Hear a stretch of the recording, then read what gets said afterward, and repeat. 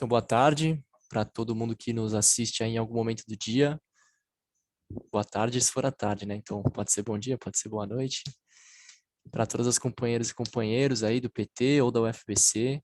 Esse é o segundo debate que a gente está fazendo aqui, o núcleo do PT na UFBC, reunindo estudantes, trabalhadores e docentes da universidade que são filiados ao partido, mas que é aberto para quem não é filiado, com o intuito de mobilizar a comunidade acadêmica da UFBC para fazer um enfrentamento popular e democrático ao desgoverno que temos diante de nós já há alguns anos, né? Que parece se agravar cada dia mais, mas a gente tem bastante esperança de que a solução e a superação virá do nosso partido. Então é por isso que a gente tem se organizado dessa forma.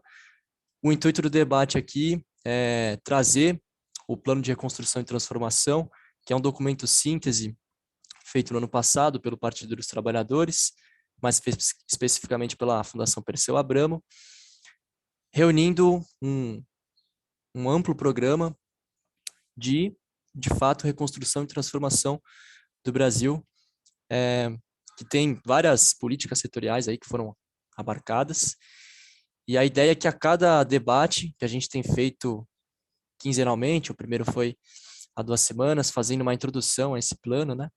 A gente faça uma discussão, tendo uma apresentação inicial de aproximadamente 15 minutos, que hoje será feita pela professora Maria Carlotto e pelo professor Demétrio Toledo.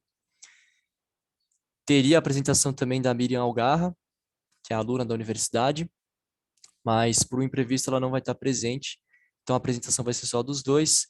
Depois desses minutos iniciais que a Maria e o Demétrio farão, não sei se necessariamente nessa ordem, como for melhor para vocês, talvez vocês já tenham se organizado, enfim. A gente dá início, então, à discussão, todos são bem-vindos e bem-vindas a participarem.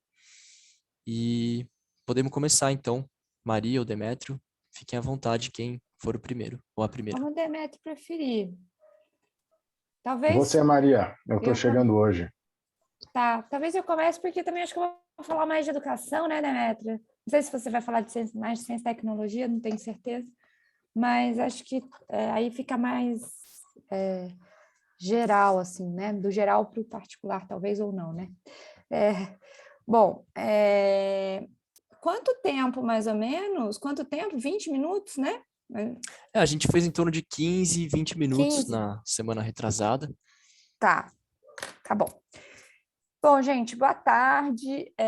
Hoje eu estou bem melhor. Da outra vez eu estava com uma enxaqueca, eu não conseguia nem ligar a câmera, mas eu achei o primeiro debate muito interessante, achei muito bom.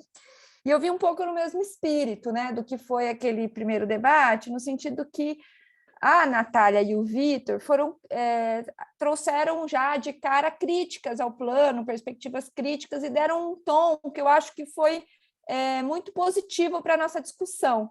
Né? Muitas vezes, a gente depois até ficou comentando que muitas vezes os espaços do partido vão se burocratizando e a gente perde a oportunidade de fazer debates efetivos, né? Sobre as questões e colocar as divergências na mesa. Eu acho que o mais importante é o partido ser esse espaço, né, de crítica, de pensamento vivo, né? Eu organizei a minha apresentação em mais ou menos 3 momentos. Né? Uma consideração geral sobre o plano, depois a forma como a questão da educação aparece no plano, né, da educação e do conhecimento, e, por fim, algumas considerações breves sobre a questão das propostas que derivam dessa forma como a educação aparece no plano. Então, a primeira observação geral que eu queria fazer sobre o plano é que ele me pareceu, assim, eu tinha lido só a primeira parte, agora eu li a segunda e a terceira parte. Né? Então, para quem não teve a oportunidade de olhar, o plano está organizado em 3 partes. Uma introdução geral, uma segunda parte, que é um plano emergencial, que faria, às vezes, né, do que seria aí... ele não diz isso, mas eu acho que ele deveria dizer, né? Se a gente ganhar a presidência em 2022 e assumir e conseguir governar, o que a gente vai fazer nos primeiros 100 dias? Eu entendo que essa é a ideia do plano emergencial. né? E um segundo, e aí ele é o plano de reconstrução, ele tem um pouco essa temática. Mas eu acho que ele deveria ter essa característica um pouco mais pragmática de ser um plano para os primeiros 100 dias, que é quando você assume que você tem força, o que você vai fazer numa situação de caos total do país, né? O plano não diz isso, mas eu acho que deveria ser isso. E uma terceira parte, que é um pouco mais estrutural, tá? Eu tinha lido a primeira parte, agora eu li a primeira, a segunda, a terceira. Me parece o plano muito prolixo, né? E falta uma estrutura para o plano. O plano ele se repete, ele não é um documento, ele é um documento importante, né, para a gente ter de onde partir, ele é uma síntese necessária para a gente, né, discutir enquanto partido em torno de um documento, isso é muito importante. Então, eu acho que ele é muito bem-vindo dessa perspectiva, mas eu acho que ele é muito mais um ponto de partida do que um ponto de chegada. E ele não é um documento político, né, no sentido de que ele faltam ideias, força, né, tanto que eu acho que não é à toa que ele incidiu pouco no debate público, né? Meu sogro ele foi dirigente do PT há muito tempo e ele brincou que parece um plano clandestino. É crítico demais, mas eu acho que tem esse espírito de que falta assim, um veio mais político, né? Que dialogue um pouco mais com o momento que a gente está vivendo, né? Então, eu acho que faltam assim, diagnósticos mais nevrálgicos, né, sobre a sociedade brasileira, sobre o Brasil e principalmente sobre as suas contradições. Eu vou dar 2 exemplos, né, que eu acho que refletem um pouco esse caráter, às vezes, um tanto ingênuo do plano, né, a meu ver. Num determinado momento, ele fala de pacto ecológico, toda a questão da construção de uma nova forma de desenvolvimento né, baseado na sustentabilidade. Bom, mas o que impede o Brasil de construir hoje, né, um desenvolvimento que respeite a natureza no sentido forte da palavra? Interesses de classe, do agronegócio, que são fortíssimos.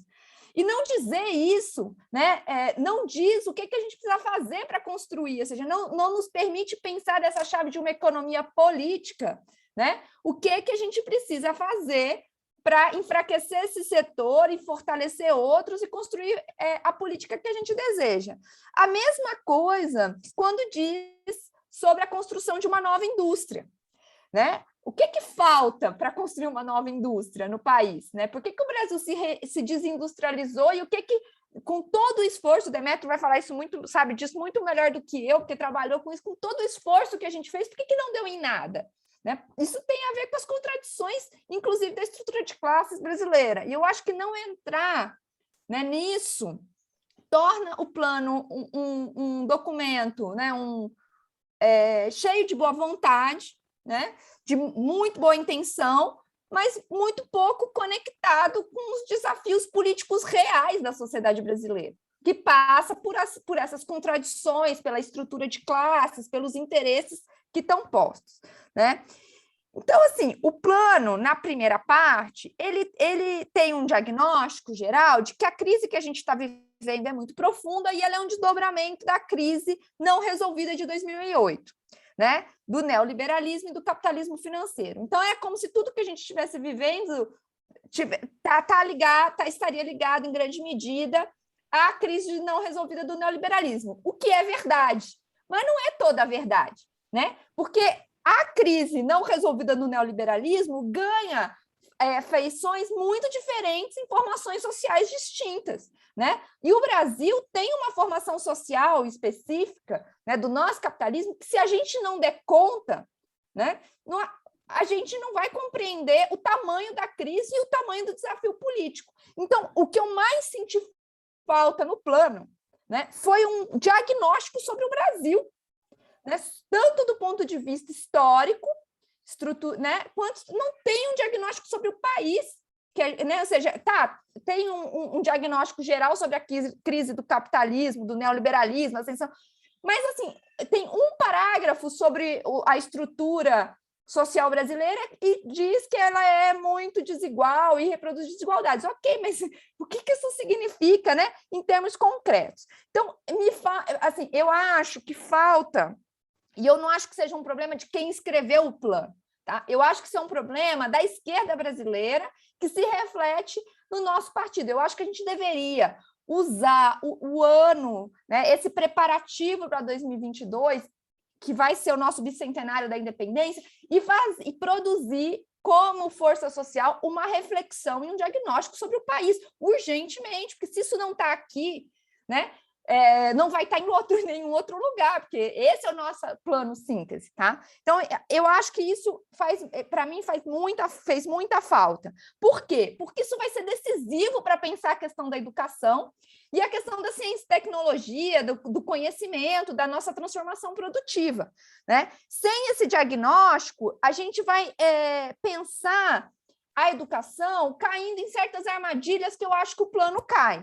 A primeira e mais grave delas, antes de eu dizer quais são as armadilhas, eu até comentando com o Demetrio um pouquinho antes, o que é mais chocante no plano, dessa perspectiva das armadilhas, é que ele ficou aquém, inclusive, do que nós fizemos nos nossos governos com a política educacional. A forma como ele apresenta a questão da educação não contempla, a meu ver, nem o que nós fizemos, que foi muito além do que o plano coloca, né? Não é à toa que, da minha perspectiva, né, o que a gente conseguiu produzir em termos de política educacional, de transformação social, tenha sido talvez uma das transformações mais profundas que o nosso governo conseguiu fazer, e o plano não dá conta disso, porque pensa a educação numa chave muito restrita de política setorial, né? Então, eu acho que tem alguma... Então, justamente porque não tem essa reflexão sobre o país tão profunda, né? O plano pensa a questão da educação caindo em algumas armadilhas. A primeira delas é que separa educação de cultura e de conhecimento. Né? Educação, claro, eu sei que em algum momento se desdobra, porque são ministérios diferentes, que, aliás, é um erro que, em geral, a gente comete, né? Que é pensar a política com a separação dos ministérios. Mas, né, agora nem tem mais Ministério da Cultura, né? Então, a gente poderia, estou aqui brincando, logicamente, porque é óbvio que eu sou a favor de um Ministério da Cultura e de políticas específicas para a cultura, mas essas coisas, o conhecimento, a cultura e a educação, elas têm que fazer parte de um mesmo diagnóstico, né? Porque elas estão muito conectadas, elas fazem parte de uma política cognitiva, né? E isso deveria, a meu ver, estar refletido no plano, justamente porque ele é o plano, deve ser um plano ousado para o partido, enfim, que, a meu ver, é o mais radical da estrutura partidária brasileira, né? Então, a primeira armadilha é essa, né? Pensa a educação como uma política como outra qualquer, e ela não é uma política como outra qualquer. Ela é, talvez, ao lado da saúde e da política externa, de soberania, né, de segurança pública, ela é a política estruturante, né, de uma série de outras políticas. A segunda armadilha, que, a meu ver, também é muito grave e que fica aquém do que nós fizemos, né, é pensar a educação na chave de um direito individual. Ela é um direito individual, mas a educação, ela é um bem coletivo. E isso é muito importante.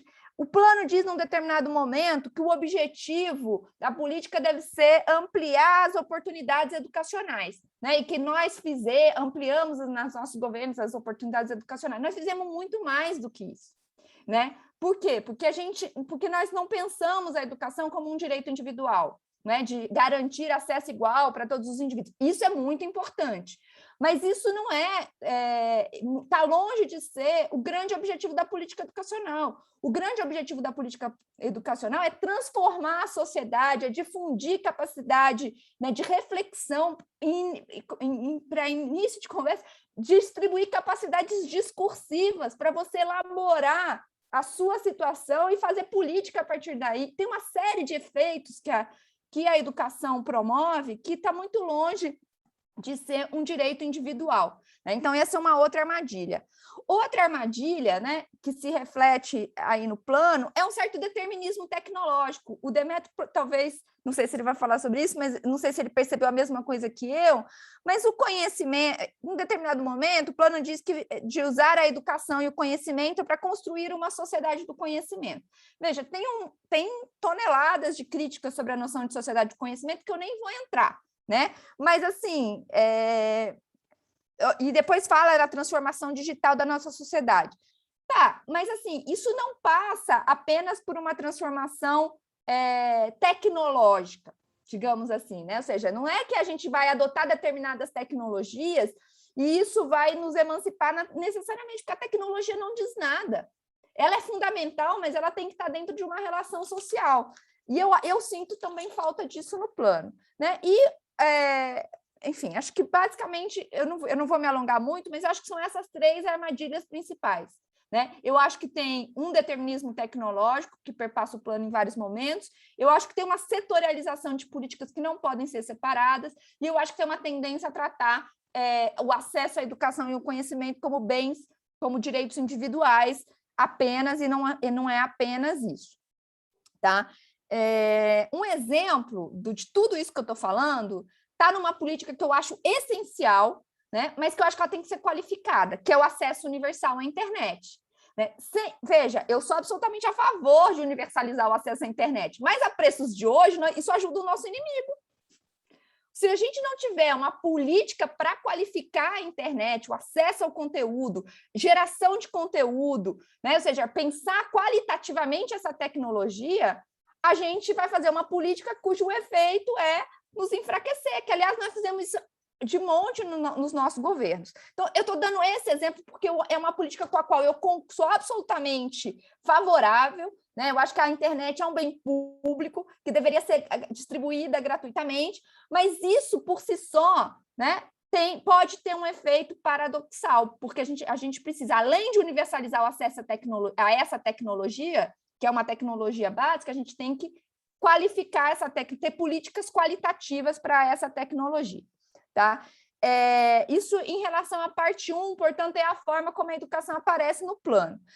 Isso vai se refletir, a meu ver, então, na parte 2, que é o plano emergencial, né, ele diz, né, medidas para ampliação, a educação aparece no item, que aliás, não é o primeiro, né, eu acho que é o último item do... Isso também é uma coisa confusa no plano, ele não é numerado, você se perde um pouco na estrutura dele, mas tem um item que se chama medidas para ampliação do acesso a bens públicos, né? E a educação é o primeiro dos bens públicos, né? E aí o item se chama Educação em Volta Segura à Escola no pós-pandemia, né? E aí tem a premissa, a defesa da vida e um retorno seguro, e aí o que vem na sequência são propostas, ok, né? Que nós concordamos, mas muito aquém do desafio que a pandemia colocou para o setor de educação, gente. Veja, nós ficamos quase um ano, pelo menos, no ensino básico sem aula presencial, quase um ano. O efeito, em termos de desigualdade, é uma quase... Não vou dizer que é uma geração perdida, porque não é isso, mas o efeito de aprofundamento das desigualdades é muito profundo. Se a gente não tiver um plano radical para atacar isso, certo? E olha, o que é mais grave, né, é que a única proposta do plano para isso é fazer de 2020 a 2021 um calendário meio que único para fazer as avaliações em 2022. Mas o problema não é avaliar a educação, isso é o menor dos problemas. O problema é que você está realmente produzindo, certo? Quem foi para a escola privada, teve acesso à internet, está num nível, e quem não foi está em outro. E como é que você vai equiparar isso? Não é fazendo um ano letivo só. Tem que ter política, tem que pôr os nossos intelectuais da educação do partido para pensar propostas ousadas para enfrentar o gap. Estou chamando de gap, mas é uma palavra muito aquém também do que sei lá, é um abismo, certo? Entre os alunos de classe média alta, que em geral são brancos, né? E os alunos pobres da periferia, que em geral são negros, que ficaram para trás nesse processo. Nós temos que ter uma política para enfrentar isso, tá? E não eu sou a favor do acesso à internet e conectividade nas escolas, mas isso por si só também não resolve, né? Porque as crianças ficaram em casa. Bom, eu nem vou entrar aqui na teoria educacional, senão eu ia ficar 1 ano falando sobre isso. Mas, assim, veja, eu vou falar uma única... Quanto tempo eu tenho, André? Quanto tempo eu já falei que eu não contei meu tempo? A gente está com aproximadamente 15 minutos. Tá, eu estou terminando, tá? Mas eu quero só fazer uma observação sobre isso. O que acontece? Né? Veja, toda a teoria educacional, a mais avançada, vai dizer que você tem no processo a mais avançada, que eu considero melhor, ela vai chamar atenção para o fato de que, se a escola não atuar de maneira muito intensa na redução das desigualdades, a tendência é a escola reproduzir as desigualdades externas à escola, ou seja, as famílias que têm mais capital cultural e capital educacional tendem a se sair melhor na escola. Daí porque a escola ela tem que enfrentar estruturalmente isso, né? Ela tem que ser capaz ela não pode tratar os alunos de maneira igual, porque eles não têm um background igual, certo? Ela tem que enfrentar esse problema. O que aconteceu na pandemia? Os alunos, a escola que já tinha problema, né, para enfrentar essas desigualdades externas à escola, ela desapareceu. Então, as desigualdades entraram pesadamente. Uma criança que fica em casa, né, que tem que fazer suas lições com um pai e uma mãe que não tem ensino superior completo, certo? Por exemplo, ela ficou muito aquém das crianças que ficaram em casa com pais que não têm pós-graduação. Né? Isso mesmo na escola, mesmo na mesma escola. Então, as desigualdades, né, pré-escolares, né, anteriores à escola, elas entraram muito pesadamente. Nós temos que enfrentar isso com políticas específicas, porque se isso vão ser gerações. Né? Olha os dados do Enem, certo?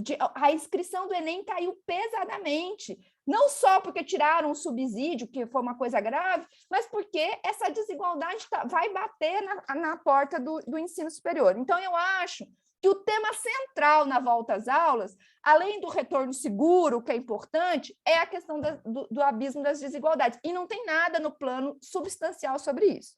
E sobre o plano estrutural, muito rapidamente, né? Veja, do ponto de vista, nós construímos um dos resultados da nossa... eu poderia, enfim, falar muito mais, mas para eu terminar aqui rapidamente.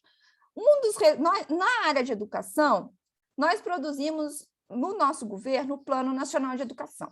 Foi um processo participativo, muito rico, com metas ousadas, né? Enfim, o Plano Nacional de Educação ele dá um horizonte quantitativo, em termos de metas, muito claro de onde a gente tem que chegar em educação, com investimento. Isso está equacionado. Qual que é o problema do Plano Nacional de Educação? É que ele não diz nada, ou quase nada, como ele é todo baseado em metas, né? Que eu sou a favor, não acho isso um problema. Mas como ele é todo baseado em metas, ele não diz nada sobre a qualidade da educação que a gente vai dar. E aqui e quando eu digo qualidade, não é só do ponto de vista pedagógico. Eu estou dizendo concretamente o seguinte: que política nós vamos fazer para promover a nossa soberania cognitiva? Que política nós vamos fazer, certo? Para quebrar a cadeia de dependência da ciência dentro do país? Que política nós vamos fazer para que o que é conhecimento reconhecido, né, reflita o processo de democratização que nós produzimos com as cotas? Como é que nós vamos concretamente aprofundar a política de cotas? Nas universidades, como é que nós vamos contratar professores negros? Como é que nós vamos enfrentar, né, as assimetrias raciais, as assimetrias de gênero? Então, tem uma série de questões qualitativas que o Plano Nacional de Educação não dá conta, no meu entender, e também nem acho que... Mas que o nosso projeto, né, deveria dar. Por quê? Porque, como eu falei no início, a educação não é um direito individual, ela é um bem coletivo.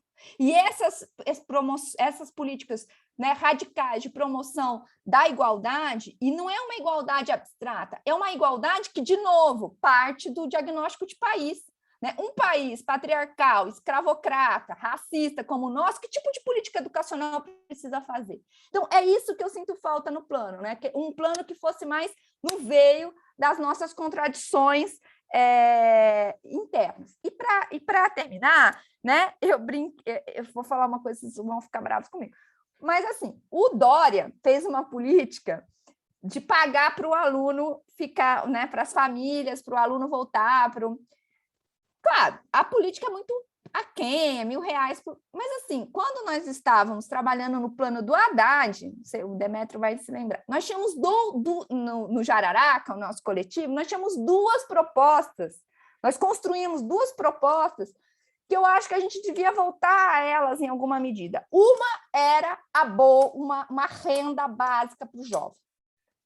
Isso, eu acho isso fundamental, porque isso é política educacional, é para manter esses meninos na escola. A gente vê na UFABC, aliás, eu ia começar dizendo que hoje a UFABC faz 15 anos, a gente vê na UFABC a perda que é os garotos terem que ir fazer estágio de não sei quantas milhões de horas. É bom, por um lado? É bom, lógico, mas no final da graduação não precisa ser para se sustentar uma política de necessidade. Né? É uma política, o estágio é uma política de qualificação profissional. No nosso país, ele é uma política de sobrevivência. Não pode, isso é exploração do trabalho. Nós tínhamos que, então, ter uma bolsa para manter esses jovens estudando, qualificar essa mão de obra, enfrentar o problema do desemprego com uma renda básica para a juventude. E a outra proposta é a Universidade Virtual do Brasil. Eu acho que a gente vai ter que enfrentar a questão do ensino à distância com política educacional pública. Não dá para deixar isso na mão do sistema privado. E não dá para fazer também qualquer coisa como se ensino à distância fosse, né, dar aula de qualquer... Não é isso. Né? E a pandemia mostrou o enorme potencial do uso de tecnologia na educação e nós temos que se apropriar disso com uma política qualitativa. Pronto, terminei. Enfim, tinha outras coisas para falar, mas eu sei que eu estourei meu tempo. Obrigado, professora Maria. A gente dá sequência agora com o professor Demétrio. Oi, gente, boa tarde.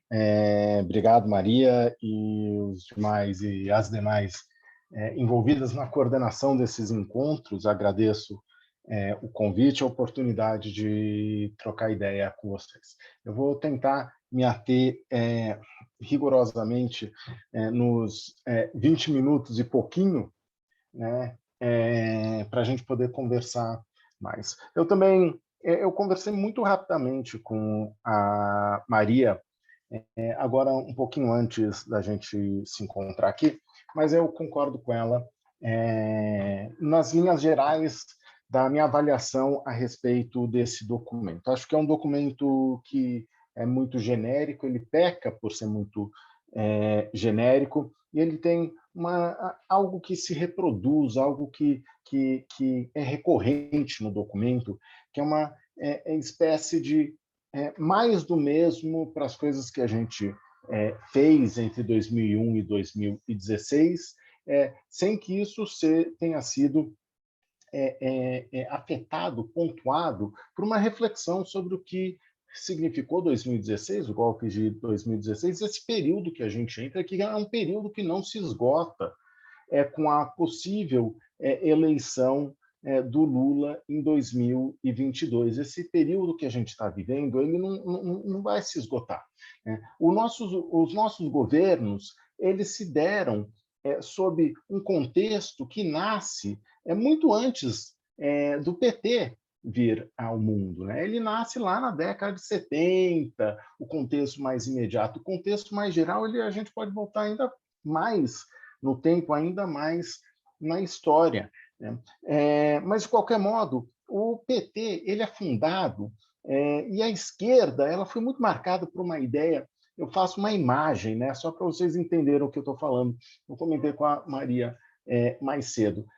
Há uma certa visão na esquerda que pensa a história brasileira como tendo sido interrompida no comício da Central, lá no final de março, e sendo retomada alegremente no comício da Praça da Sé, em 84, né, no movimento das diretas já. A gente lê esse documento e parece que o Brasil vinha vindo assim, muito bem.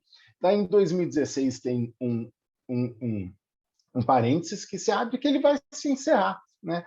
O fato de que a gente não refletiu e não fez política pensando no parênteses que se estende do comício da Central ao comício da Praça da Sé um período de 20 anos, 64, 84, explica muito a nossa derrota tática nos últimos anos. Isso aparece um pouco no documento, quer dizer, a gente reforça, né, o partido reforça as coisas que deram certo, para minha surpresa, reforça também, recoloca as coisas que não deram certo, algumas, né, eu não li tudo, eu não sou especialista em todos os assuntos, mas os assuntos que eu conheço, eu vi que tem assim, as coisas que deram certo a gente reforça, as coisas que deram errado a gente também reforça, né, então eu senti um pouco esse espírito. Me parece que falta análise de classe nesse documento. Eu estou falando a mesma coisa que a Maria falou de outro modo. Mas me parece que falta análise de classe. Em que sentido falta análise de classe? As políticas, elas flutuam, né? É uma visão pluralista da política. Tá? É uma visão pluralista da política. Quer dizer, existem muitos grupos sociais, eles são grupos de interesse, eles acessam os recursos públicos, disputam os recursos públicos, e o Estado mais ou menos distribui esses recursos públicos, se puder, de modo aleatório. Aleatório significa sem levar em conta demais os grupos que estão acessando ou que vão acessar aqueles recursos públicos. Isso faz com que, quando as políticas que a gente faz são políticas que favorecem as classes que se contrapõem às classes que nós representamos, que nós fazemos parte, a gente não tem uma reflexão sobre isso. Então, por exemplo, política industrial. A política industrial é algo muito interessante, né? E que a gente não consegue, é difícil pensar. É difícil pensar a política industrial incorporando a dimensão de classe. É difícil porque houve uma transformação na estrutura produtiva do capitalismo nos últimos 50 anos que recolocou, transformou o problema envolvido na reflexão sobre a política industrial. Há 50 anos, na época da grande indústria, na época da indústria intensiva em trabalho, a política industrial ela beneficiava a burguesia, ela beneficiava os trabalhadores e trabalhadoras. Então, fazia muito sentido a gente pensar em política industrial, apesar de que a política industrial trazia essa contradição. A esquerda fazer política industrial significava fazer uma política que iria reforçar a posição de classe das classes dominantes ou de uma fração da classe dominante, a burguesia industrial. Mas havia uma contrapartida a isso, algumas contrapartidas. Uma delas era o desenvolvimento das forças produtivas nacionais, a outra era a constituição de uma classe operária moderna. O PT surge por isso. Na verdade, essa contradição ela veio do outro lado. O resultado, a primeira vez que ela operou na história brasileira, ela operou no sentido inverso, quer dizer, ela veio de lá para cá. O Juscelino constitui ou termina de constituir uma indústria moderna. Com isso, ele finalmente dá as bases, ou o Brasil finalmente adquire as bases do que viria a ser uma classe operária moderna, rompida com o varguismo, com o trabalhismo, a caminho de romper. E essa classe operária que nasce de uma política industrial feita pela burguesia brasileira, a criatura que nasce disso, ela forma o PT e ela, em certo sentido, sem querer exagerar demais, ela se volta contra o seu criador, com muitas aspas. Quando a gente faz política industrial, somos nós que estamos alimentando a cobra, mas com um agravante de que hoje a indústria intensiva em trabalho ela não existe mais.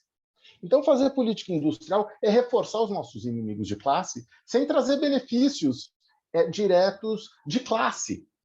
Ainda que se possa dizer e ainda que seja importante a gente avançar nas capacidades da transformação produtiva nacional, não só no curto e médio prazo, mas no longo prazo. Porque eu acredito que um dia a gente vai implantar o socialismo no país. Eu não sei se eu estarei vivo, mas um dia a gente vai implantar. E até lá a gente tem que acumular coisas, a gente tem que acumular força, a gente tem que acumular, adorei o termo da Maria, a gente tem que avançar na soberania cognitiva, né? Que eu escrevi aqui nas minhas notas, né? A autonomia na produção material e intelectual da vida. A gente tem que fazer isso avançar, ainda que a gente, né, enquanto classe ou classes sociais, lutando pelo socialismo, ainda que a gente não possa extrair todos os benefícios, todos os ganhos disso, porque o avanço dessa capacidade de transformação material e intelectual da vida nem sempre vai cair nas nossas mãos, ou nem sempre vai nos beneficiar. A gente precisa acumular isso no longo prazo, de tal modo que um dia a gente possa se apropriar disso. Eu vou, então, começar a caminhar para o final. Eu quero só chamar a atenção para 3 eixos, um pouco pressupostos para pensar a política de ciência, tecnologia, né, e inovação e política industrial, que são coisas que aparecem no texto. Eu acho que é importante fazer algumas distinções. Os principais desafios que eu vejo para a gente pensar o papel da ciência, da tecnologia, da inovação, da política industrial num Brasil sob um governo popular e democrático, e depois algumas propostas que não são propostas, quer dizer, é mais uma proposta modelar, né, no sentido de tentar ilustrar para vocês o que eu acho que é um dos caminhos para a gente seguir. Né? Então, em relação aos pressupostos, muito rapidamente, né, a gente deve perseguir a autonomia na produção material e intelectual da vida. Né? É isso que a Maria chamou de soberania cognitiva. Quer dizer, a gente deve ser capaz de entender o mundo, entender a natureza e transformar o mundo e transformar a natureza no mais alto grau. Essa soberania, essa autonomia deve ser perseguida. Então, essa é a primeira ideia que eu acho muito importante. A gente precisa avançar nisso. Eu acho que há espaço para outros modos de encarar a relação com a natureza. Acho que a gente precisa ressignificar nossa relação com a natureza e com os outros seres humanos, mas eu acho que também isso pressupõe, ou a gente deve manter em mente, deve guardar que a transformação da natureza e da realidade social, o desenvolvimento das forças produtivas, é algo que o socialismo busca. Né? Para dizer de forma bastante direta e crua, a gente precisa oferecer ao povo brasileiro melhores condições de vida. E, com a capacidade produtiva, a capacidade científica, tecnológica, educacional que a gente dispõe hoje, a gente não consegue dar. Né? A gente não consegue fornecer tudo que a gente precisaria, necessitaria. Né? Por isso, o segredo do Brasil é a desigualdade social. Eu sempre falo para os meus alunos, nós aqui, a maioria de nós, vive na periferia europeia. Né? A gente estuda em universidades nível universidades portuguesas. Pode não ser a Alemanha, né? Mas não é o Brasilzão, né? É uma coisa dentro do Brasil. Então, a gente precisa desfazer isso, mas para desfazer isso, a gente precisa avançar no desenvolvimento das forças produtivas.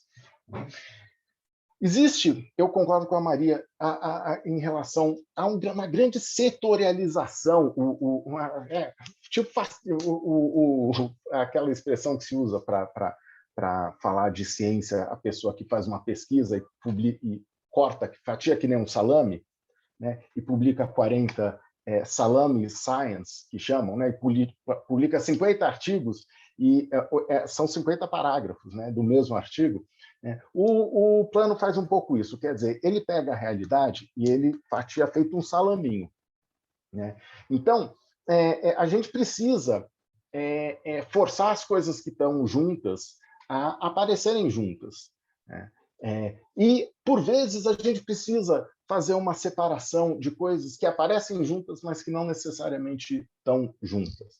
Então, a gente deve pensar de modo transversal, mas a gente deve ter cuidado naquilo que a gente junta. Então, uma coisa que aparece muito no documento é a ideia de que ciência, tecnologia e inovação, primeiro, né, são 3 coisas, CTI, e depois vem um E, desenvolvimento produtivo, e política industrial. Quer dizer, daí é uma... Né, a crítica ao chamado modelo linear, a ideia de que a ciência básica deriva seu valor do fato de que ela leva ao desenvolvimento tecnológico, que o desenvolvimento tecnológico leva à inovação, né, ela já foi muito bem criticada, muito bem desmontada, né, mas a gente ainda não extraiu os ensinamentos da crítica do modelo linear. A gente precisa entender que a ciência e a tecnologia, num país que vai se desertificando do ponto de vista da estrutura produtiva,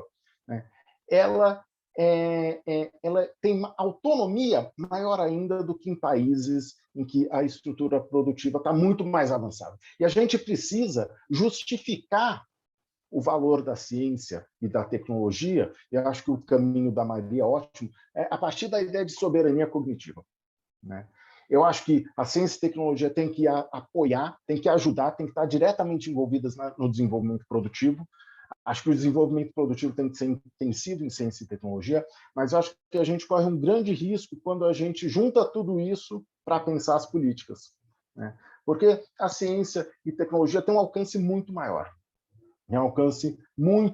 e podem ser justificados de modo muito mais interessante. Então, políticas de ciência e tecnologia e, do outro lado, políticas de inovação e política industrial, elas devem ser separadas. A gente tem que entender que elas são coisas diferentes, né? Depois juntar, mas partir da ideia de que não são a mesma coisa, ou não estão numa sucessão ciência e tecnologia e inovação e política industrial. É coisa demais. A gente tem que entender também que política de ciência, tecnologia e política de inovação e política industrial têm enorme impacto sobre a estrutura social, em especial sobre as classes sociais.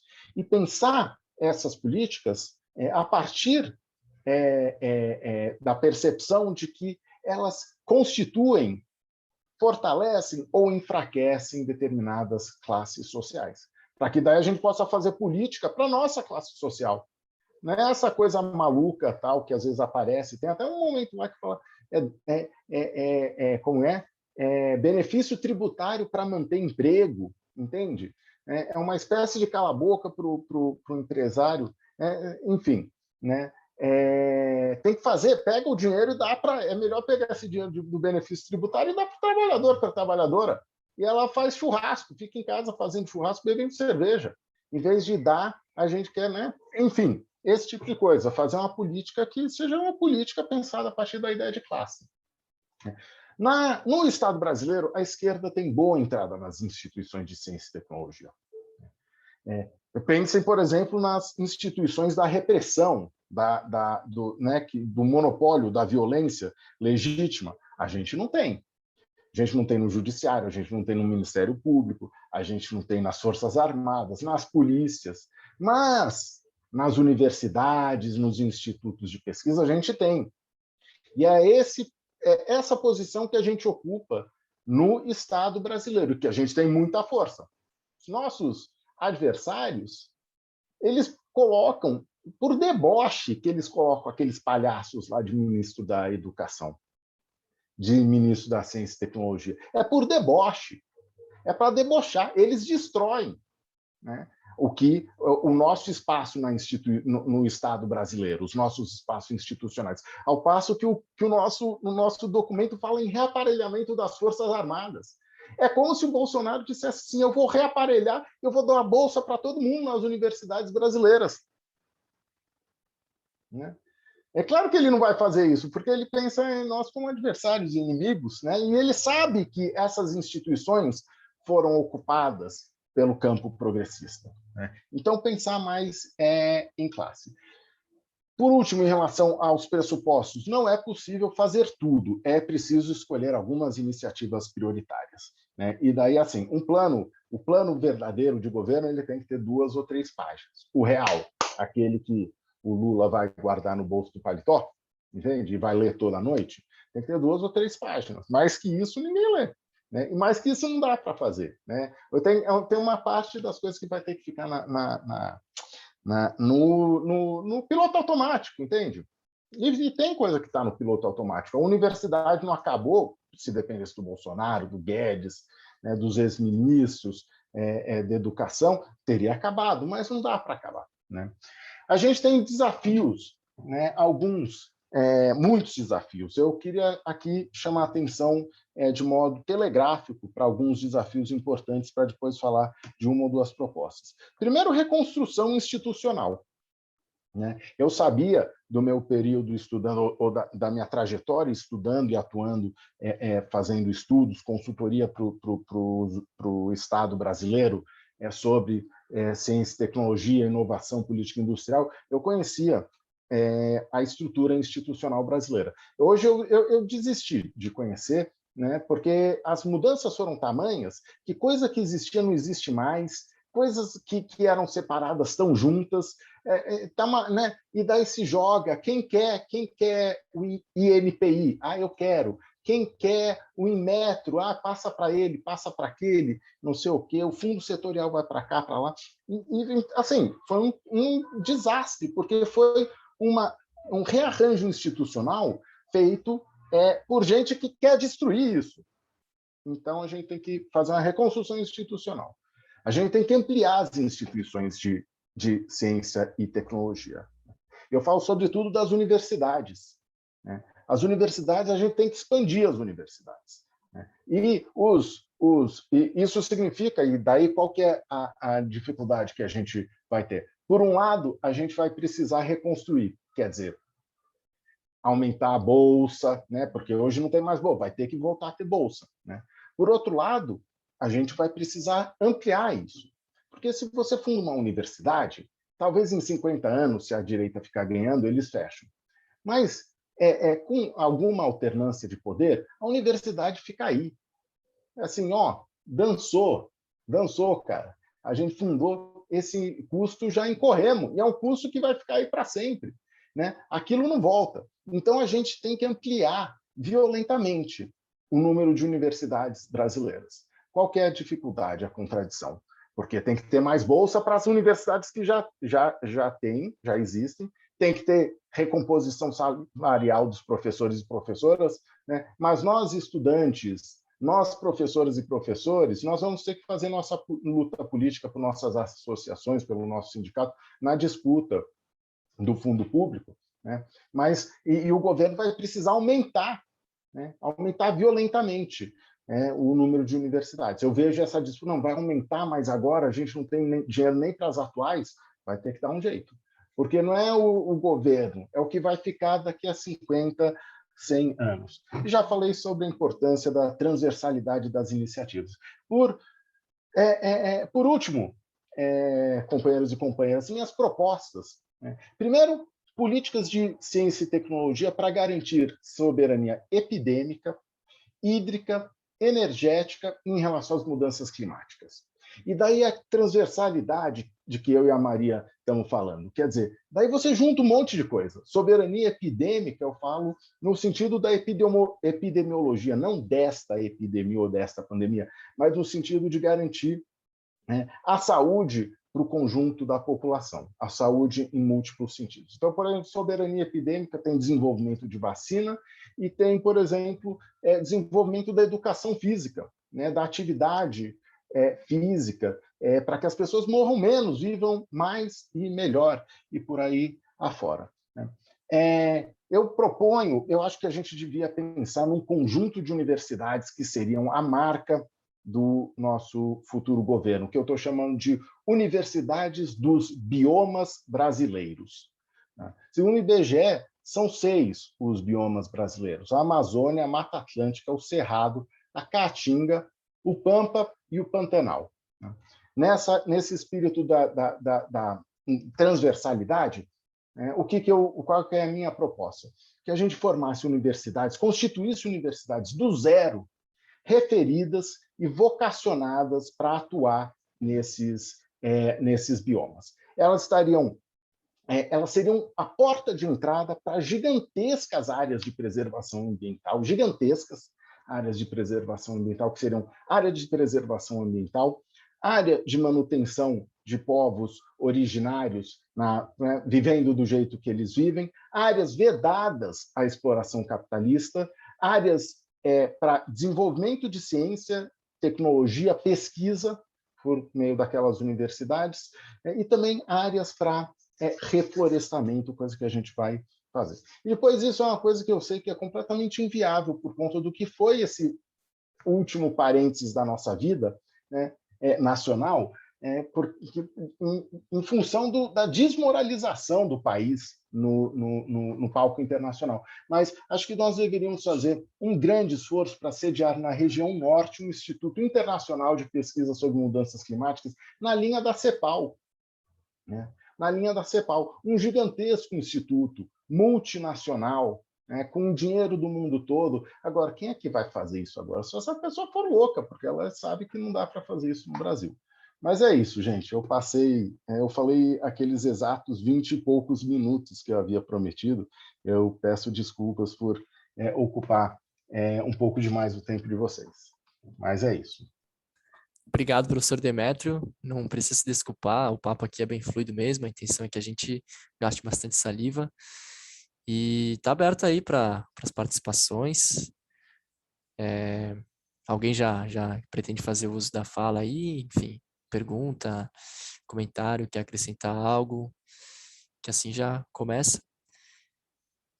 Se ninguém tiver já de imediato aí alguma contribuição, vou passar para o Rogério, então. Pode falar, Rogério. A gente vai dar sequência ao que a gente fez na semana retrasada, né? A gente propõe aí que as apresentações iniciais girem em torno de 15, 20 minutos, ou um pouco mais, como foi hoje. E na semana retrasada a gente fez essas participações em torno de 3, 5 minutos. Então, se puder se conter nesse tempo, para que mais pessoas também possam participar. Vai lá. Beleza, boa noite, boa tarde, boa noite, gente. Espero que esteja tudo bem com todos. Gostei das duas exposições iniciais aqui, né, da professora Maria Carlotto e do professor Demétrio. Minha questão, acho que iria falar para o professor Demétrio, que eu gostaria, durante a fala do professor, aqui eu anotei algumas coisas das duas falas, né? Mas me deixou um pouco curioso um momento em que o professor chamou a atenção para a questão da política industrial, né? Eu não sei se eu compreendi errado, se eu anotei errado aqui, mas pelo que eu pude compreender olha, nós fazermos uma política industrial, dar munição para o nosso inimigo, alguma coisa do tipo assim. Eu gostaria de entender um pouquinho melhor essa questão da política industrial e relacionado com o plano, né, o plano de reconstrução e transformação do Brasil. Qual que é a crítica do professor em relação a isso, né? Visto que o Brasil ultimamente, nas últimas décadas, tem se desindustrializado, todo esse processo que nós já conhecemos. Eu gostaria de saber um pouquinho mais dessa questão da política industrial que dá munição para a oposição. Tá com o professor Demétrio, então, pode responder o Rogério. Obrigado. Se vocês aceitarem meu convite, a me tratarem ou por Demétrio ou por companheiro. A gente não está aqui em relações hierárquicas, né, universitárias, né? Então, fiquem à vontade para me chamar de Demétrio, ou companheiro, ou camarada. Acho que a gente está mais no espírito do que a gente está fazendo aqui. A gente precisa fazer política industrial, política de desenvolvimento produtivo. A questão é que política industrial? Para quem a gente vai dar esse dinheiro? Para quem a gente vai dar esses benefícios? É essa a questão. Eu acho que o plano ele acerta quando ele fala em desenvolver, em botar muito dinheiro em desenvolver o sistema de saúde, né? Então, tem aqui na página, para vocês acompanharem, 157, o plano diz, os candidatos, vamos começar antes, nesse mesmo parágrafo, na página 156, os gargalos tecnológicos relevantes para o país deverão ser priorizados pelos instrumentos institucionais de governança e CTI já estabelecidos e maturados. Os candidatos naturais seriam aqueles relacionados com o sistema da saúde, com vacinas contra a Covid, e dengue, e produção de equipamentos hospitalares críticos, o sistema urbano e industrial, o sistema de exploração sustentada. Né? Então, quer dizer, a princípio, esses são os setores. Né? Acontece que os setores são compostos por atores diferentes. Uma coisa é a gente fazer política de ciência, tecnologia e política de inovação e industrial para desenvolvimento de vacinas. Por quê? Porque esse dinheiro vai para o Butantan, vai para a Fiocruz. Né? Uma coisa é fazer isso para a Petrobras. Outra coisa é fazer para desenvolver, por exemplo, o sistema de veículos de transporte híbridos com etanol e elétricos e sua rede urbana e digitais. O que acontece, a reflexão que eu proponho é pensar quem recebe isso na ponta. Então, para onde vai a política industrial? Por exemplo, o que foi o Inovar Alto? O Inovar Alto, vamos melhorar, aumentar a inovação, vamos melhorar a eficiência energética dos veículos, né? Mas quando a gente faz política industrial num país como o Brasil, para o setor automotivo que não tem empresas automotivas, a gente está fazendo política industrial para a Alemanha, para a Itália, para a França, para os Estados Unidos. Quer ver uma coisa? Eu adorei quando fala lá de reestatizar a Embraer, né? Por que tem que reestatizar a Embraer? Eu sou a favor do seguinte: ou reestatiza e faz política para a Embraer, ou não faz política para a Embraer. Porque cada dinheiro que a gente põe, cada um dos nossos alunos e alunas que a gente forma ao longo de 5, 6 anos e que vão trabalhar para a Embraer, não por culpa deles, né? Não por culpa nossa, mas no dia que a Embraer for vendida para a Boeing, décadas de recursos brasileiros foram investidos para o avanço produtivo, tecnológico, industrial dos Estados Unidos. Né? Então, a política industrial ela vai ter que ser uma política mais, digamos assim, maquiavélica. Né? Uma política em que a gente faz escolhas, não apenas tecnológicas, o que a Maria chamou, não, o determinismo tecnológico, o tecno-otimismo, essas coisas que perpassam. A gente vai ter que escolher. Falar assim, não, vacina, beleza. Vacina rola porque vai dinheiro para o Butantan, para Biomanguinhos. Né? Mas política, que nem fala aqui, veículos híbridos, não dá. É fazer política industrial para outros países. Né? Então, tem coisas, o que eu quero dizer é o seguinte, tem coisa que rola fazer, tem coisa que não rola fazer, para dizer de modo muito coloquial.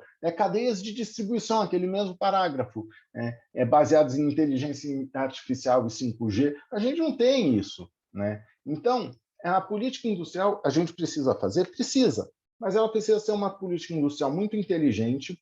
Reaparece aqui, eu quase caí duro, a expressão setores portadores de futuro. Sabe, eu sei, foram meus orientadores que introduziram isso na política industrial e de inovação do PT, lá em 2002, na PITSE. A PITSE falava, a Política de Inovação, Tecnologia, Ciência e Comércio Exterior, a PITSE falava em setores portadores de futuro. E 20 anos depois, a ideia está correta, mas não basta dizer isso. Né? O que são os setores portadores de futuro? Né?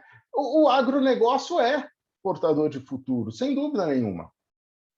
A gente vai botar dinheiro no agro mais do que a gente já põe, é o setor mais intensivo em tecnologia do país. Né? Então, enfim, é isso. Não sei se eu consegui me expressar direito, mas é pensar também no que isso significa botar dinheiro nesses caras que depois fazem esses manifestos palhaços que a Fiesp, a FIENG fazem.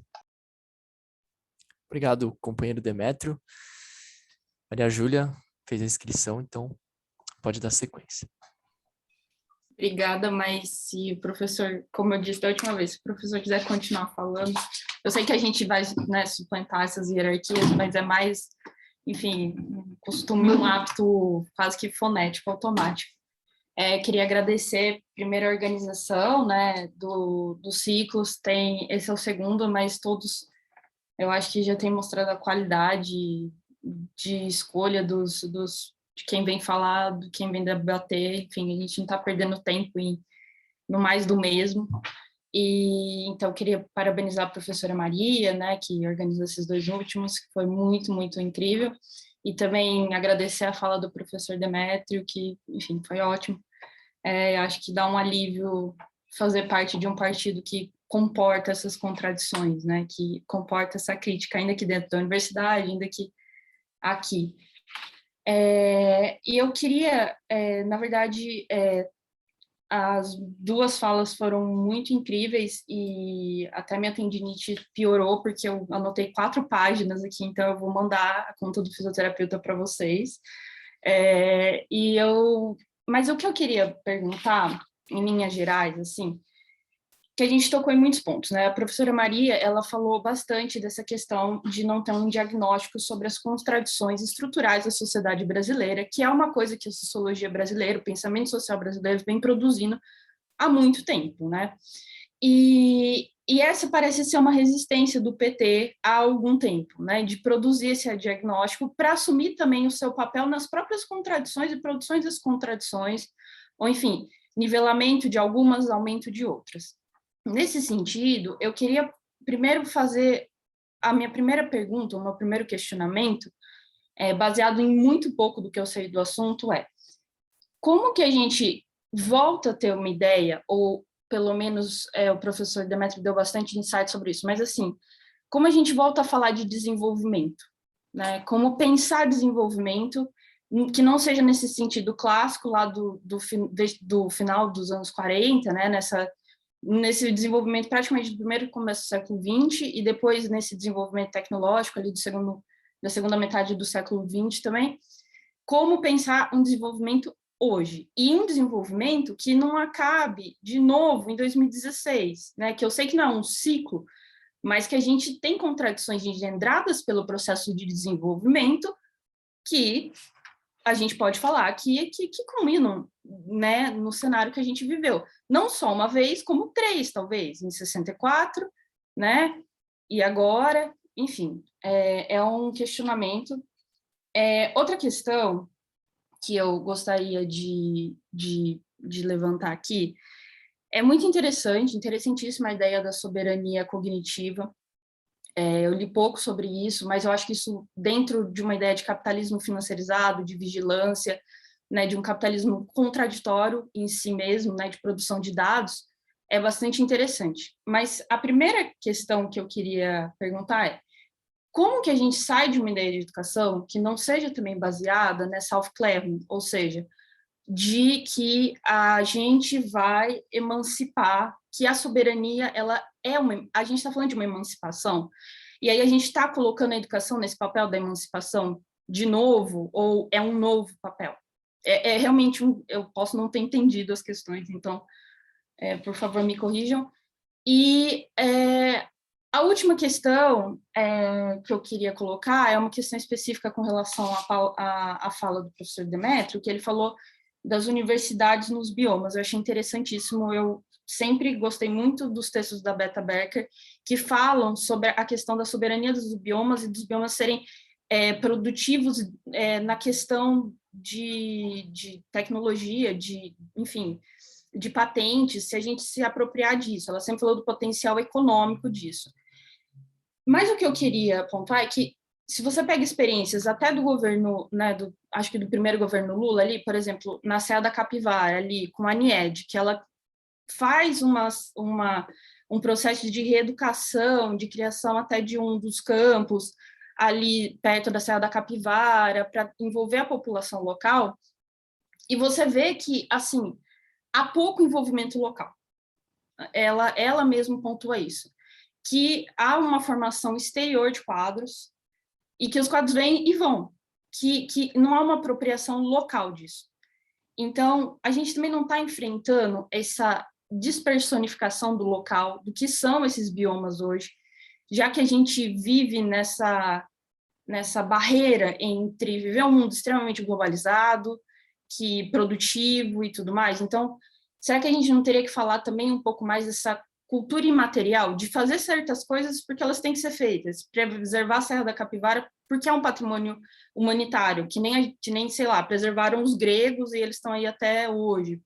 Simplesmente um pouco arbitrário, a gente não teria que usar um pouco mais dessa arbitrariedade das contradições e menos de um discurso tão legítimo baseado no produtivismo? São esses meus questionamentos. Enfim, obrigada.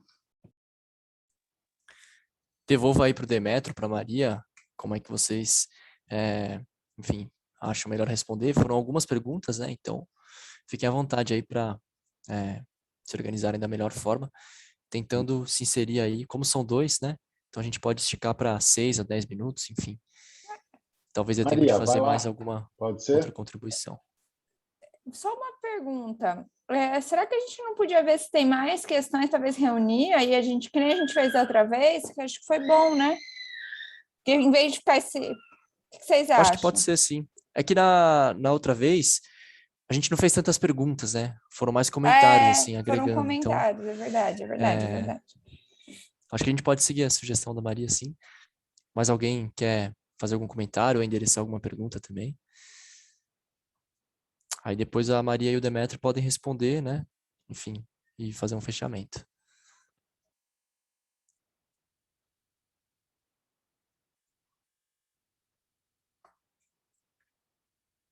Eu queria fazer um comentário aqui. Eu sei que eu sou mediador, né? Mas a gente está num evento, como até o Demetrio falou agora há pouco, né? Mais descontraído e tal. Então, acho que não tem problema nenhum. Eu acho que foi bem oportuno, assim, os elos que a gente fez aqui, né?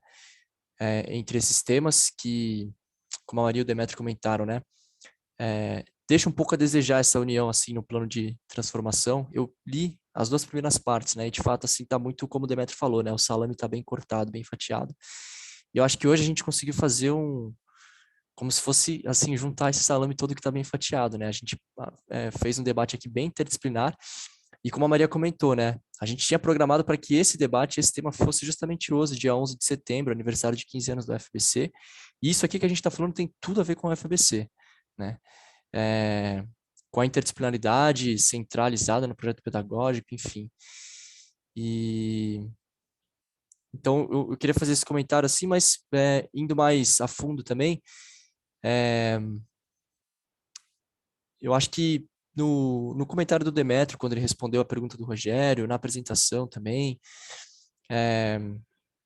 sobre essas contradições do desenvolvimento, né, que a Maria Júlia retomou também, o desenvolvimento para quem, né? E como formular uma proposta de desenvolvimento que acumule melhoria de condição de vida para a classe trabalhadora e, enfim, enfrentando as contradições, né, estruturantes aí do Brasil, enfim. E aí eu queria fazer um link com o que a gente discutiu na semana retrasada, né? Quando teve a apresentação da Natália Sena, em especial, né? O Vitor falou mais sobre a questão do Partido Militar, enfim. Sobre a percepção dela, né? De um plano, que até foi dito aqui também hoje, pouco orientado politicamente, né?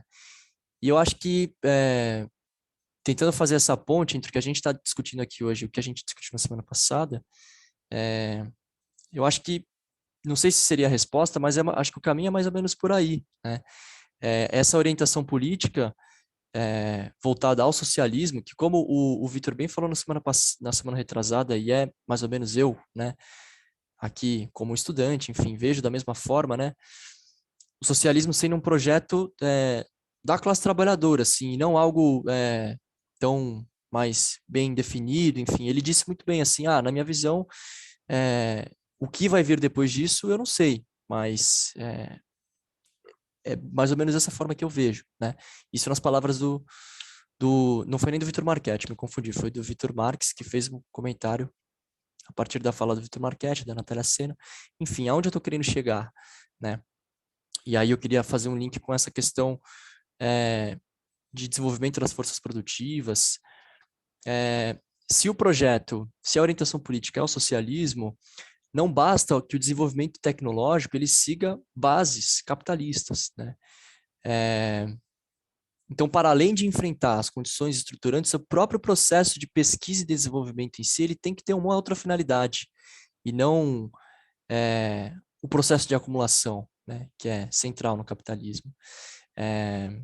Tem um professor, eu não me lembro a qual universidade que ele está vinculado, que ele atribuiu um termo, né, chamado Sociotecnociência Solidária, o professor Renato Dagnino.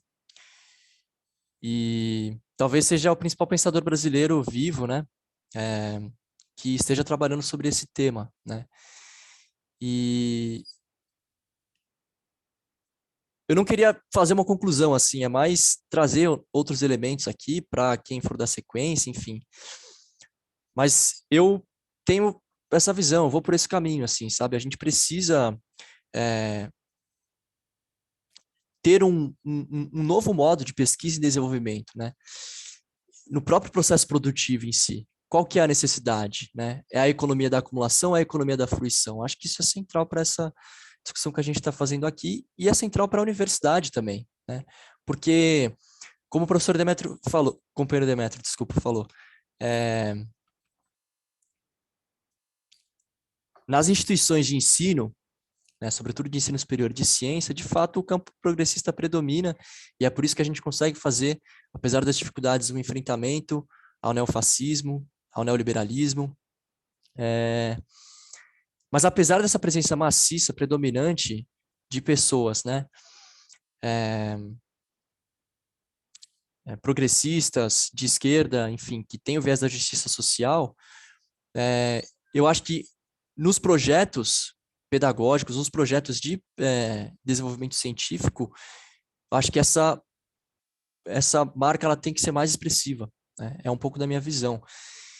E não é nenhuma cobrança, assim, é só um apontamento, né? E, enfim, as universidades são centrais para isso, né? Na UFBC, pela primeira vez em 5 anos que eu estou na universidade, eu vi um projeto relacionado à economia solidária que começou nesse ano, né? De engenharia popular, alguma coisa assim, né?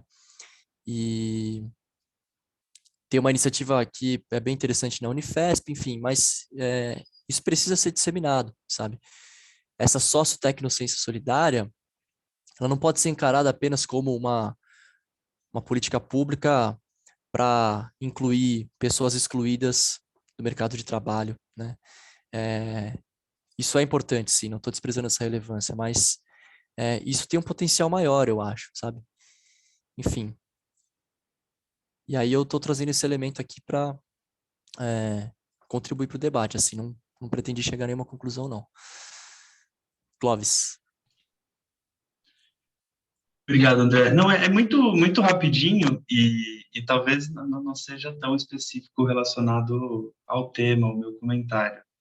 Eu não lembro qual das intervenções, mas eu ouvi alguma coisa tipo, o PT precisa fazer um diagnóstico, que foi a professora Maria e acho que foi a Maria Júlia. O PT precisa fazer um diagnóstico, o PT não tem um diagnóstico. Acho que a crítica ao plano é muito oportuna. Eu só fico com um certo receio, e aí é um pouco de organização nossa enquanto núcleo UFBC, de petistas, né? Eu acho que a gente não pode terceirizar essa responsabilidade de ter um diagnóstico. Eu acho que se o PT precisa ter um diagnóstico e você, nós somos o PT, nós construímos o PT, eu acho que nós temos que também, em alguma medida, pensar como é que a gente pode construir, de fato, esse diagnóstico. A gente precisa estar nos espaços que estão discutindo lá isso em âmbito nacional. Salvo engano, são NAPs, Núcleo de Acompanhamento de Políticas Públicas, que produziu o documento. Então, acho que também um pouco da gente, como é que a UFBC pode se inserir nesses espaços que estão definindo, porque à medida que são esses espaços que estão elaborando planos, são esses espaços que estão elaborando diagnósticos, São esses espaços que estão definindo o que o PT pensa como política e está divulgando.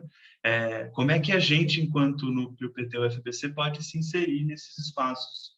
Acho que essa é uma coisa importante. Talvez esse ciclo de debates que a gente está fazendo aqui, o relatório síntese que a gente tenha no final, ajude também, em alguma medida, a ter essa contribuição do UFBC, mas acho que é oportuno também a gente pensar em que medida a gente pode, de fato, contribuir nessa linha de pensamento. E acho que é só isso o meu comentário muito rapidinho.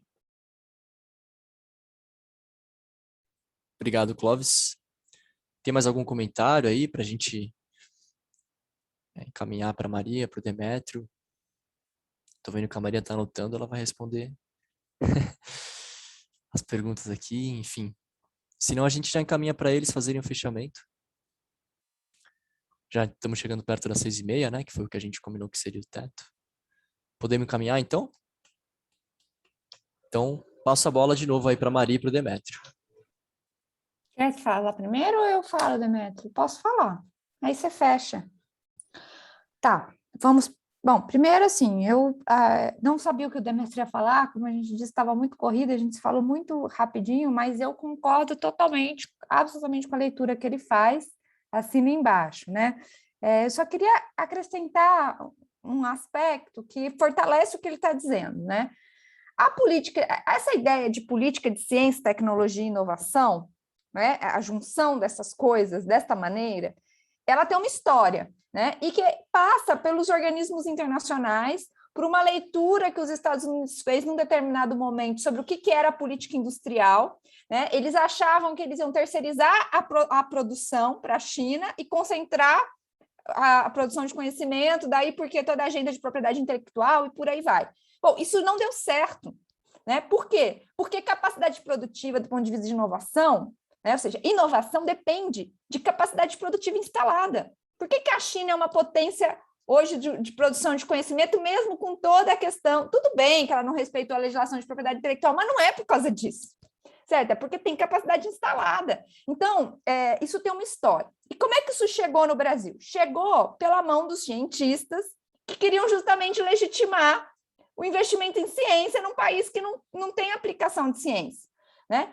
E o mais doido é que essa é uma das áreas onde a gente mais deu continuidade ao governo Fernando Henrique.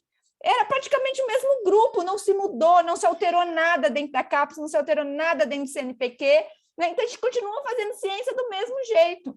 Isso é que é uma visão um pouco estratégica, tá? E eu acho, aí para dialogar com uma questão que o André falou, assim, o nosso objetivo estratégico é construir uma outra sociedade. O título do nosso plano de um outro mundo, uma outra sociedade, é uma transformação radical, construir o socialismo. Mas, obviamente, não é isso o nosso plano de governo, né? Mas veja, como é que essas coisas se casam? Né? Não é que o nosso plano de governo deve mirar a construção do socialismo, mas o nosso plano de governo deve mirar o fortalecimento das classes sociais que podem dar continuidade a essa luta. É isso que nós temos que olhar, né? Porque, veja, e não é nem do ponto de vista da gente já implementar a nossa política, mas criar condições para a gente que não tome um golpe daqui a 6, 7 anos, de novo.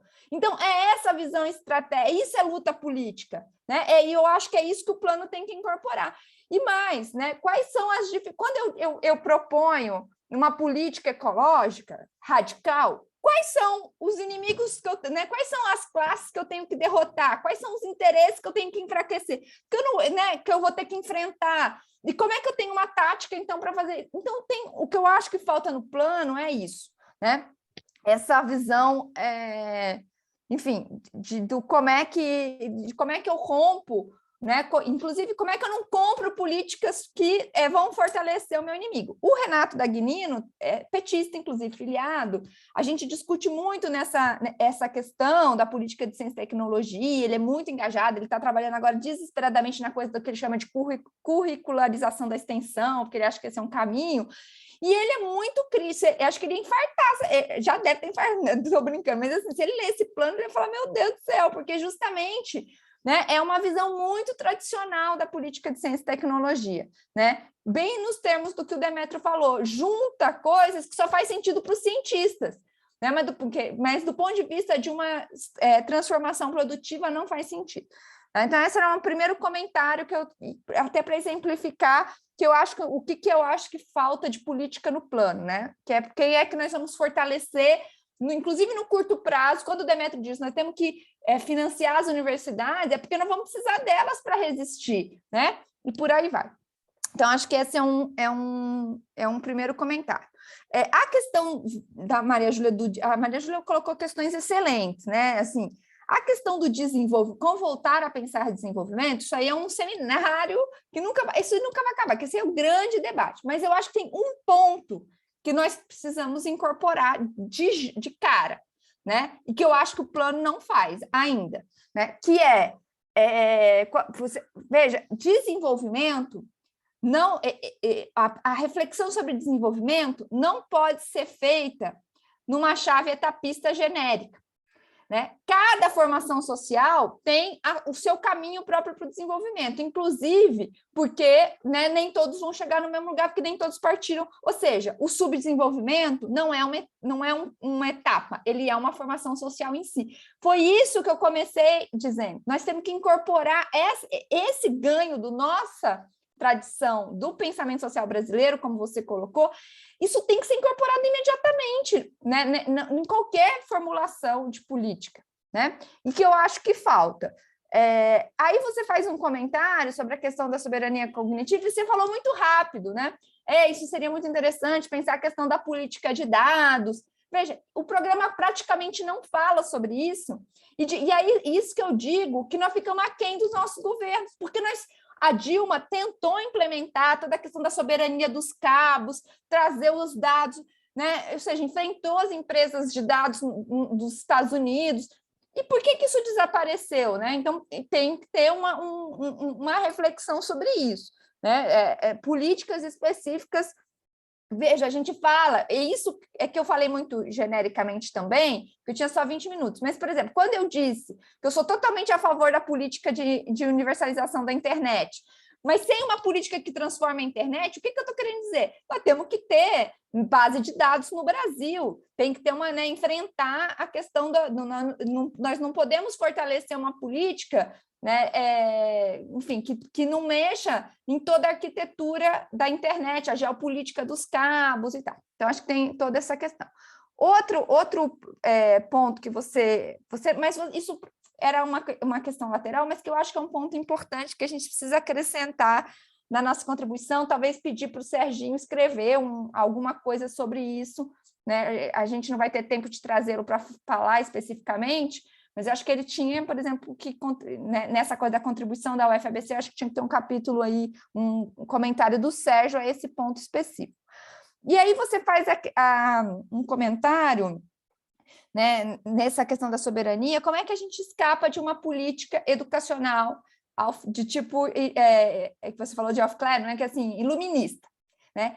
Isso eu comentei muito rapidamente quando eu falei que o plano era ingênuo, né? Tem um determinado momento muito rapidamente que o plano diz que a educação vai nos ajudar a enfrentar a questão das fake news. Bom, dependendo da educação que você faz, você intensifica essa questão. Não porque, veja bem, não porque as pessoas são ignorantes, né? Eu acho que não é por causa disso, mas porque, veja, o Bolsonaro tem um enorme apoio entre quem tem ensino superior. Por quê? Entende? Por quê? Porque eu acho que, por isso que eu falei, nós temos que ter uma leitura sobre o país. A educação que a gente tem que fazer é uma educação que incorpore o antirracismo e o feminismo radicalmente, né? Para dar dois exemplos, para não falar da questão ecológica que o Demétrio falou e assim por diante. Então, tem que ter uma questão que, aliás, tem que ter uma perspectiva sobre a educação que incorpore quais são os grupos sociais que produzem conhecimento e para quem nós vamos produzir conhecimento. Tá? Eu acho que isso é muito importante. Eu não quero me alongar muito, porque como eu excedi meu tempo na fala, eu quero ser mais breve aqui nos comentários. E aí, muito rápido, né? Veja, Clóvis, quando eu falei que o PT precisa ter um diagnóstico, é porque esse documento que a gente está lendo é o documento oficial do partido, né? Óbvio que eu falo de quem está dentro do partido, mas quem está dentro, mas que também não, que apesar dos vários esforços que nós fazemos, nós não conseguimos pautar o documento central.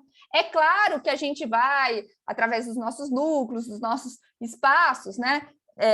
Batalhando, e eu acho que a gente está fazendo isso aqui, sem dúvida, né? A ideia de ter uma contribuição, de fazer uma leitura crítica ao plano através desse núcleo é para isso ir ecoando. Mas, veja, a gente não começou ontem a tentar fazer, fazer essas coisas ecoarem no partido. A gente está tentando fazer essas coisas ecoarem no partido já há algum tempo.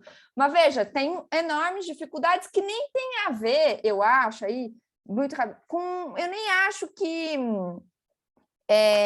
tem a ver com uma orientação ideológica profunda. Né? Eu acho que tem a ver com a dinâmica de como esses documentos são produzidos, né? E como o nosso partido se organizou no período mais recente, né?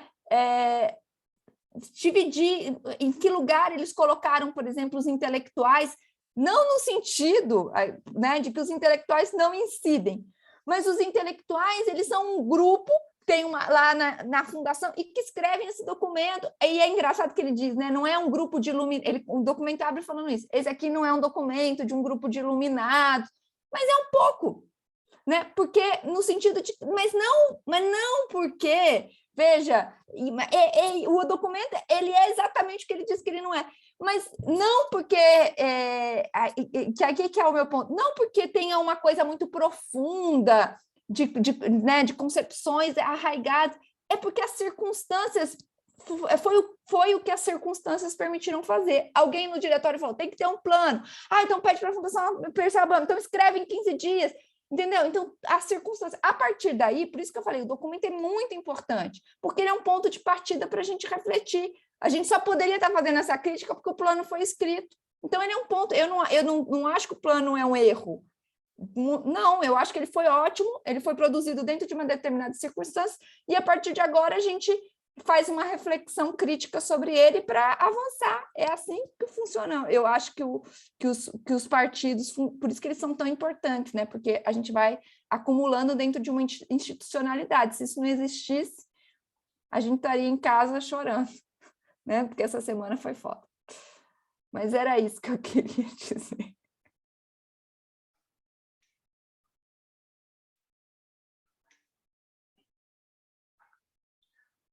Sou eu? Pode complementar, Demetrio. Obrigado. Então, eu não, né? Eu vou pensar, eu tenho que pensar nessas coisas que vocês, todas que vocês disseram. Só pegar um gancho com o que a Maria falou, né? Esse é um trabalho em andamento, né? De construção desse plano. Eu falo para os meus orientandos, minhas orientandas, falo assim, escreve as coisas desde o começo, pensando que não é ainda a versão final e que ela vai ser trabalhada, a gente vai fazer muitas coisas, tal, né? E eu vejo isso como um disparador. E nesse sentido ele é excelente, ele nos dá algo sobre o que falar, né? Se não fosse isso, a gente estaria aqui falando assim, por que é que o PT não faz alguma coisa, mesmo que fosse meio tosca, meio inicial, só para a gente ter sobre o que falar, né? Então eu concordo, acho muito bom que a gente tenha essa oportunidade. A Maria Júlia e o André Luiz comentaram sobre as contradições do desenvolvimento, como definir o desenvolvimento, né? Isso é uma coisa isso é uma coisa que a história vai dizer, né? Mais do que as nossas formulações, né? É algo que vai acontecer na história. É claro que é importante a gente pensar, mas acho que no momento em que a gente está, a gente tem clareza de que as concepções anteriores não serviam, mas a gente não tem ainda clareza sobre por onde, ou isso ainda não está, digamos assim, sistematizado. Mas o que a gente falou aqui, Maria Júlia, o André Luiz, acho que esse é o caminho, né? Mudar os objetivos, mudar as prioridades, ter novas justificativas. Então, a Maria Júlia falou as justificativas para a criação das universidades, mas que é só um exercício, né? Que eu fiz só para pensar um pouco. Ter universidade, né? Porque, bem, primeiro a Maria, Outros colegas, o professor Flávio Francisco se juntou a nós, ele concorda com isso. A gente acha que uma das transformações estruturais mais relevantes da sociedade brasileira, da história da sociedade brasileira, veio da política de expansão das universidades e junto com as políticas de ação afirmativa no Brasil. Então, nós somos uma turma das pessoas que acham que o acúmulo de forças para a transformação social brasileira em direção ao socialismo, ele vai passar fortemente pelo setor universitário. E daí, como a Maria falou, muita gente que vai passar pela universidade vai para o outro lado. Ela falou aí dos apoiadores do Bolsonaro tendo escolaridade, ensino superior, escolaridade elevada. Mas a instituição, e os grupos que passam por lá, e o modo como ela afeta o seu entorno, isso tem um poder muito grande, isso tem um poder, isso é muito forte. E daí eu penso um pouco na pré-história do que é essa instituição aqui no Ocidente, que são os mosteiros, que iam se espalhando. Então, você tinha os bárbaros, gente que estava lá, andava pelado pela floresta, aí você punha um mosteiro lá, daí levava a palavra de Deus. E esses mosteiros foram povoando. E depois as universidades foram a evolução desses mosteiros. Os mosteiros viraram simultaneamente universidades, lugares de aprendizado. Então, eu penso essas universidades como um processo, parte do processo civilizatório, no bioma, mas pode ser outra coisa. Mas é no bioma porque o bioma tem um valor em si. Mas é para juntar, é para preservar a natureza, é para preservar o modo de vida local e para desenvolver conhecimento, saberes a partir daquela realidade e com aquelas pessoas. E daí, política de ação afirmativa, bolsa generalizada para quem está lá estudar. Eu tive outras ideias ainda, mas elas estão muito... Bem, eu tenho muitas ideias, a maioria é imprestável. Uma ou outra talvez se salve. Mas eu pensei, por exemplo, uma universidade do Xingu. Não sei se vocês sabem que a antropologia e a etnografia brasileira considera que as civilizações, os povos do Xingu são uma espécie de píncaro, digamos assim, dos indígenas na América do Sul, o desenvolvimento cultural, estético, uma coisa,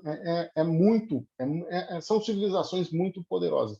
Vou fazer uma universidade no Xingu, dos povos originários, porque numa universidade, enfim, de outras dimensões sociais, a gente pensa, eu falei bioma, mas outras coisas, uma universidade das periferias, para pensar as questões da periferia, uma universidade, sei lá do que, enfim, tem outras categorias, uma universidade das mulheres, uma universidade dos negros, uma universidade dos quilombolas, quer dizer, sem querer fatiar o mundo e as universidades, uma para cada uma das nossas categorias, acho que a gente tem que pensar essas questões e lugares onde e universidades que têm uma dimensão, digamos assim, vocacional, ligada ao meio ambiente que elas são, seja um meio ambiente natural, seja um meio ambiente construído pelo homem. A UFABC é isso, né, gente? A UFABC ela está lá porque tem um sistema industrial, tal. Então é pensar isso, mas vamos pensar em bioma, E daí é aquele negócio, uma área de preservação ambiental. Daí, se alguém entrar lá para derrubar árvore, vai ser o procurador ou a procuradora da universidade que vai ligar para a Polícia Federal e falar: estão cortando as árvores do campus aqui. O campus vai ser do tamanho de 10 cidades de São Paulo, Vai ser difícil controlar, mas a gente dá um jeito, Então, um pouco em função dessa importância que eu dou à universidade na luta de longo prazo para a transformação do Brasil. Por último, só para... o Clóvis falou do diagnóstico sobre o Brasil, acho que a gente precisa... E me ocorreu, o Partido Comunista Chinês, ele fez em 1981, ele publicou a resolução sobre certas questões da história do nosso partido desde a fundação da República Popular da China. É um texto que é escrito 5 anos depois da morte do Mao, em que eles fazem uma autocrítica, né? O texto é maravilhoso, porque é a história da China, né? A história da República Popular da China, segundo o Partido Comunista Chinês, falando sobre o que foi o período maoísta, né? Com foco no período maoísta. Eu estava lendo, terminei de ler, até comentei com a Maria, o livro de As Memórias de um Sujeito que passou pela Revolução Cultural na China. E no final do livro ele diz o seguinte, esse documento, a resolução, que faz uma avaliação crítica do período maoísta, o Partido Comunista Chinês publicou ele porque era preciso, mas porque ele tinha força, né, suficiente para poder dizer de modo muito aberto, de modo muito franco, quais foram os erros e continuar no poder, né?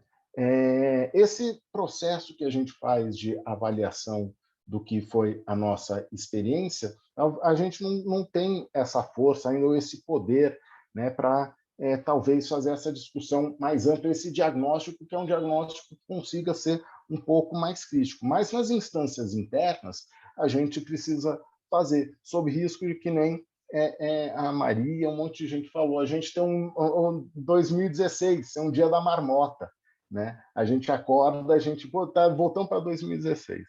Mas é isso, gente. Achei super legal. Falo demais, vocês me desculpem. Muito obrigado, Demétrio, Maria também, que falou antes.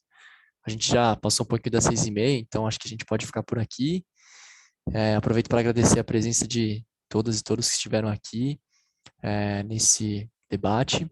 Só lembrando que o próximo será daqui a 15 dias, né? 14, melhor dizendo, sábado, no dia 25, né? A gente programou um debate sobre o tema emergências climáticas e desafios ambientais, que ficou sob a responsabilidade do professor Vitor Marques. A gente ainda não tem toda a mesa, né, digamos assim, né, os disparadores ainda fechados, mas provavelmente o Vitor será um deles, e ele deve aí articular com mais alguém. E acho que a gente já deu um aperitivo aqui para o Vitor hoje, né? Falando de questões ecológicas, enfim, como que isso se relaciona a desenvolvimento, né? E transformação, reconstrução nacional, enfim. Só queria pedir para cada um aqui, cada uma, na medida da sua disponibilidade, né? Procurar chamar mais pessoas de fora do PT, né? Porque até o momento, assim, a gente está somente entre companheiros e companheiras do partido, e não foi esse o propósito inicial do ciclo de debates. Não que esteja ruim, não é uma crítica aqui que eu estou fazendo, mas, enfim, se a gente puder trazer mais pessoas de fora, eu acho que a gente tem bastante a ganhar com isso. Acho que a Maria Júlia quer falar. Não, eu só vou fazer um comentário rápido sobre isso. Eu chamei uma pessoa de fora do PT, que eu estou tentando filiar, que é o meu companheiro, o Eduardo, ele está aqui.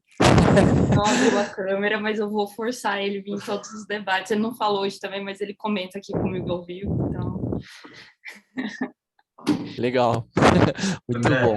Só rapidinho, Vai, hoje Clóvis. também tá a Bruna aqui, que também ainda, pelo menos, não é filiada, e é a colega nossa aqui, aluna da graduação.